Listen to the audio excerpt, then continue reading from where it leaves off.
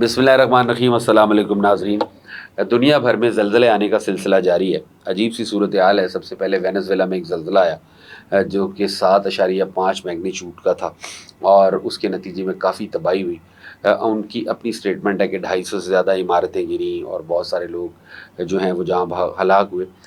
1 लाख के करीब expected deaths हैं जो कहा जा रहा है कि वहाँ हुई हैं और उसके मनाज़िर सारी दुनिया ने सोशल मीडिया पर देखे।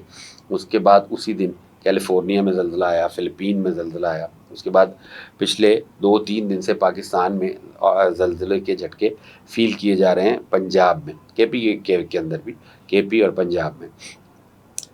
ये ज़लज़ले क्यों आ रहे हैं? बहुत सारे लोगों का कहना ये है कि ये आफ्टर शॉक्स हैं जो वेनेज़ुएला में ज़लज़ला आया उसके।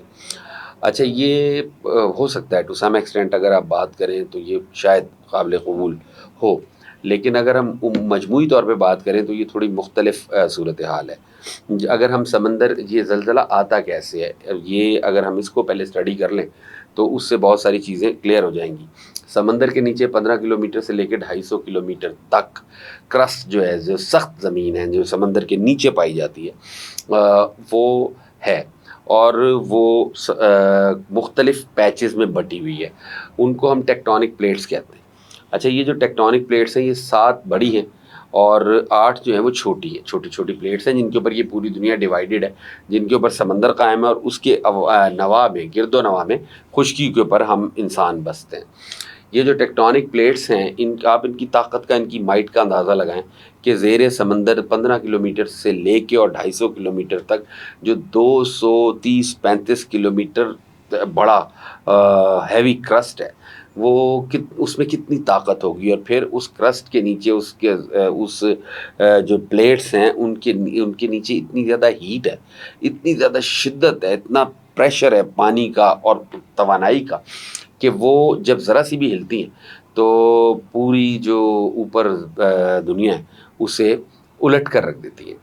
और यही कैफ़ियत होती है जब कभी कम गहराई का कोई ज़लज़ला, और जो 2 तरह का ज़लज़ला होता है।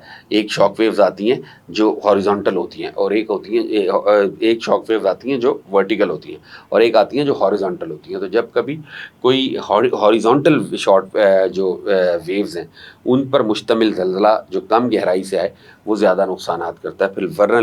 फिर वल्नरेबल इलाके जो हैं उनका भी मामला है। अभी जो हालिया वेनेज़ुएला का ज़लज़ला है, वेनेज़ुएला साउथ अमेरिकन प्लेट के ऊपर है, टेक्टोनिक प्लेट नंबर 7 है, साउथ अमेरिकन प्लेट है, उसके ऊपर वाक़या है। उसका इम्पैक्ट जो है वो साउथ अमेरिका में तो हो सकता है, कैलिफोर्निया में हो सकता है, फ़िलिपीन के ऊपर नहीं हो सकता। इसलिए कि फ़िलिपीन जो है वो यूरो एशियन जो प्लेट है, जो यूरो ऑस्ट्रेलिया यानी ऑस्ट्रेलिया और इंडो ऑस्ट्रेलिया जो प्लेट है उसके ऊपर मौजूद है। और उसके बाद अगर आप पाकिस्तान की बात करें तो पाकिस्तान भी इंडो ऑस्ट्रेलिया जो टेक्टोनिक प्लेट है उसके ऊपर मौजूद है। अच्छा दूसरी बात यह है कि इन तीनों प्लेट्स का बराह रास्त कनेक्शन नहीं है, इनके बीच में थोड़ी-थोड़ी स्पेस है और ये कनेक्टेड हैं छोटी माइनर टेक्टोनिक प्लेट से।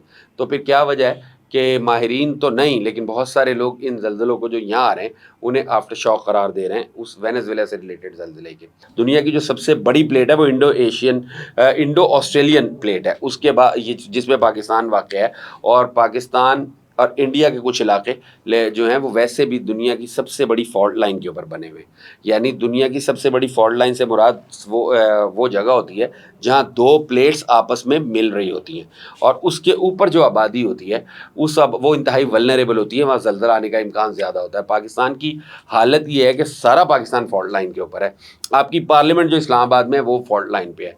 वज़ीराबाद दुनिया में सबसे ज़्यादा रिस्की शहर है फॉल्ट लाइन्स के हवाले से अगर देखा जाए। तो हमारे यहाँ ये जो ज़लज़ले आ रहे हैं ये, और इसका किसी मौसम से कोई ताल्लुक़ नहीं है। इंटरकनेक्टिविटी की बात है तो हमारा जो बर्र-ए-सग़ीर के जो लोग हैं जिस टेक्टोनिक प्लेट्स पे हम लोग रिहाइश पज़ीर है उसका साउथ अमेरिका की टेक्टोनिक प्लेट से कोई राब्ता नहीं है, इवन कोई टकराव भी नहीं है, ओवरलैपिंग भी नहीं है। لہٰذا ہمارے اپنے زلزلے ہیں، ہمارے انڈیجنس زلزلے ہیں، اس میں یہ جو یہ Indo Asian plate, Indo Australian plate ہے، اس کے اندر جو خطرناک، اور یہ سب سے خطرناک اس لیے ہے کہ یہاں پہ موسٹ ولنریبل کنٹری پاکستان شامل ہے اس میں، اس کے بعد جاپان شامل ہے، جاپان کو ویسے بھی زلزلوں کی سرزمین کہا جاتا ہے، تو یہاں تو زلزلے آتے ہی رہتے ہیں۔ وہاں جو زلزلہ ہے کیلیفورنیا میں، وہ بھی زلزلے عمومی طور پہ آتے ہیں۔ وینیزویلا میں زلزلہ جو ہے وہ کبھی کبھار آتے ہیں، اور وہ اسی نوعیت کا ایک زلزلہ تھا۔